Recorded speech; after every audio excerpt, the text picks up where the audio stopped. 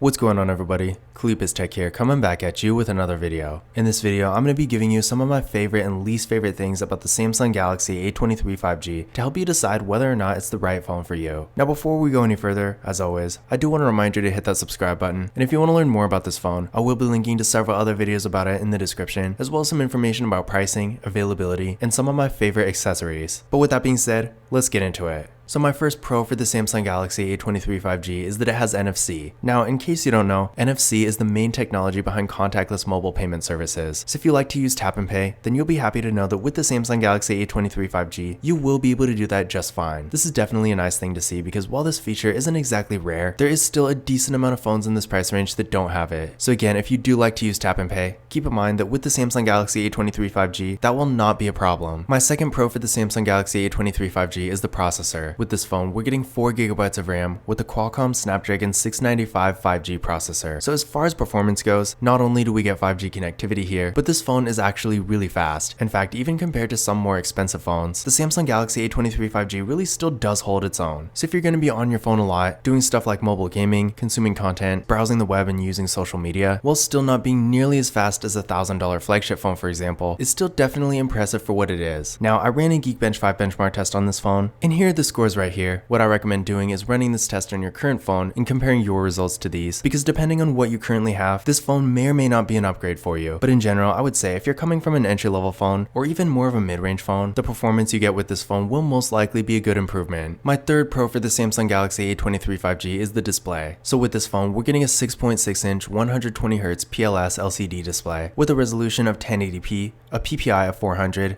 an aspect ratio of 20:9, and an 82.5% screen to body ratio. So first of all, at 6.6 inches, while not being the largest display out there, it's definitely still on the larger side, and this tends to be a good thing when you're consuming a lot of content. With an aspect ratio of 20:9, we're getting a taller and more narrow form factor here. So if you're doing something like watching a video in landscape mode, for example, you're going to get a more immersive experience. And if you're doing something like reading an article or scrolling through social media, you'll be able to fit more content on the screen without having to scroll as much. And then of course, with a 1080p resolution, the image is nice and sharp, which of course is going to be great for consuming content. And even though we're not getting an AMOLED display or anything like that, the image quality overall is really good. The colors look nice, it's decently bright, and the viewing angles for what it is are not terrible. Now, that being said though, the one drawback I see with this display is that if you're outside in the sun, for example, or just a really bright area, the phone is a little bit more difficult to see in landscape mode. But other than that, everything with this display is great. And with the 120Hz refresh rate, the movement on the screen is going to be a little bit faster and smoother. So if you're doing something with a lot of motion on the screen, like watching a video or playing a game, you're going to get a better experience overall. And even when you're just using the phone in general, having a higher refresh rate is going to make it feel a little bit more premium. So if you're consuming a lot of content and you want a phone with a good display, the Samsung Galaxy A23 5G is going to be a great choice. My fourth pro for the Samsung Galaxy A23 5G is the battery. Now with this phone, we're getting a 5000 mAh battery that supports 25-watt fast charging, so definitely some great battery specs here. First of all, with a 5000 mAh battery, that's pretty much the largest battery you can get in a smartphone, at least in the US, so you can expect to get great battery life and longevity here. So if battery life is your priority, maybe you have a more mobile lifestyle and you're not always able to charge your phone all day, having a larger battery like this is going to be a great thing. And down the road, as the battery wears out, which all of them do, a larger battery of course is going to last quite a bit longer. So if you like to get one phone and keep that same phone for a long period of time, then a phone like this with such a large battery is going to be a good choice for you. And in addition to the battery size, with 25-watt fast charging, while not being quite as strong as some of the higher end phones, it's still definitely going to make a huge difference in the charging speed. Now that being said, keep in mind, in order to get the full benefits of this phone's fast charging, you will need a 25-watt fast charger, and most of the standard wall adapters are only like 5 or 10 watts, so definitely keep that in mind. But that being said, if you don't have a fast charger and you do want to maximize your phone's charging speeds, I will be linking to my favorite fast charger in the video description, so definitely check that out as well. But in general, if you do want a phone with a great battery that not only has really good life per charge and longevity, but also is going to have great charging speeds, the Samsung Galaxy A23 5G is going to be a great choice for you. And my fifth pro for this phone is the camera. So with the Samsung Galaxy A23 5G, we got an 8-megapixel front-facing camera. Then on the back, we got a full quad camera setup with a 50-megapixel main camera, a 5-megapixel ultra-wide camera, a 2-megapixel macro camera, and a 2-megapixel depth sensing camera. So as far as features go, this phone has pretty much everything. Whether you want to get close-up detailed images with a macro camera or wider angle photos with the ultra-wide camera, the Samsung Galaxy A23 5G can pretty much do it all. And not only are we getting all these features here, but the photo quality itself is also really good. So in general, if if you're taking a lot of photos and you not only want a wider variety of features, but you also want really good photo quality too, then this phone is going to be a great option for that. But now that we've gone over some of the good things about this phone, let's talk about some of the not so good things. So my first con for the Samsung Galaxy A23 5G is there's no screen recorder. Now this is really weird to me because this phone has stuff like NFC, 5G connectivity, a great camera, a really high quality display, and really good performance too, but yet it doesn't have a feature as basic as a screen recorder. It really just doesn't make any sense to me. And this is especially considering there are some phones under $100 that still have that feature, yet again, unfortunately, this phone does not have a screen recorder. Now that being said, I don't really know how many people actually use that feature, but if you do really want a screen recorder, I guess you could download a third-party app, but it still is really weird and disappointing that this phone doesn't have that feature. My second con for the Samsung Galaxy A23 5G is the mediocre storage. Now when I say mediocre, I mean it's actually mediocre because it's not really terrible, but at the same time, with 64 gigabytes of internal storage and microSD card expansion, it's really not the best for power users, and I feel like with the performance and display of this phone, that's really who this phone is actually going to appeal to. But if you're doing stuff like mobile gaming, for example, nowadays mobile games do take up quite a bit of space, so if you are doing a lot of that stuff, then the storage is definitely going to be a limitation for you. Now that being said, I have heard of other variants of this phone that have 128 gigabytes, which I personally feel like makes a lot more sense, but unfortunately, pretty much any version of this phone you get in the US through a carrier is only going to have 64. My third con for the Samsung Galaxy A23 5G is there's no stereo audio. Now in case you don't know what that means, when a phone has stereo audio, that means if you're doing something like watching a video, playing music or something like that, the audio is not only going to come out of the main speaker, but also the earpiece, giving you a much more immersive experience. But unfortunately with this phone, when you're doing stuff like that, you are only going to be getting sound from the main speaker. Now that being said, the audio quality of the phone itself is really not bad, and I feel like a lot of people are probably just going to be using headphones anyway, so it's not like a deal breaker or anything, but all the same, if you are consuming a lot of content, this will be a little disappointing. My fourth con for the Samsung Galaxy A23 5G is the video recording quality maxes out at 1080p. Now on one hand, this isn't really surprising because although 4K would be nice, not very many phones in this price range can record in that resolution. But that being said, this phone has such a good camera setup with such good photo quality that being able to record in 4K is really the only piece of the puzzle that's missing. So if you are really creating a lot of content, recording a lot of videos, taking lots of photos, stuff like that, chances are you're probably going to want to record in 4K at some point. And again, unfortunately with this phone, it does max out at 1080p. Now granted, the videos this phone does record aren't really bad. In fact, the quality is actually pretty good for what it is. But again, if you're recording videos for something like a vlog or YouTube for example, and you do want a higher resolution, then unfortunately this phone is probably going to be a little disappointing to you. And finally, my fifth con for the Samsung Galaxy A23 5G is the overall design. Now on one hand, it's not really terrible, and I know a lot of people looking for a phone in this price range don't really care a whole lot about aesthetics, but this phone has such a generic low-end Android look. It pretty much looks exactly like every other phone in this price range. In fact, I got the Samsung Galaxy A13 5G here, and as you can see, they look pretty much exactly the same. There's really no change in design or anything like that. And while on one hand, Samsung is pretty much sticking with what works, and that's completely fine, with the slightly thicker bottom bezel, and the water drop notch front-facing camera, and the pretty generic back, if you're expecting anything unique or interesting about this phone, you will most likely be disappointed. But those were my pros and cons for the Samsung Galaxy A23 5G. In general, despite a few more minor drawbacks, I do think this is a great phone that provides a lot of value for the money, and in a lot of cases, like the performance for example, you're really going to be getting even more than you pay for. Now that being said, again, if you want to learn more about this phone, I will be linking to several other videos about it in the description, as well as some information about pricing, availability, and of course my favorite accessories. But that's it for this video. If you enjoyed it and found it useful, be sure to give it a thumbs up and hit that subscribe button. Don't forget to follow Cleepus Tech on Twitter and Instagram,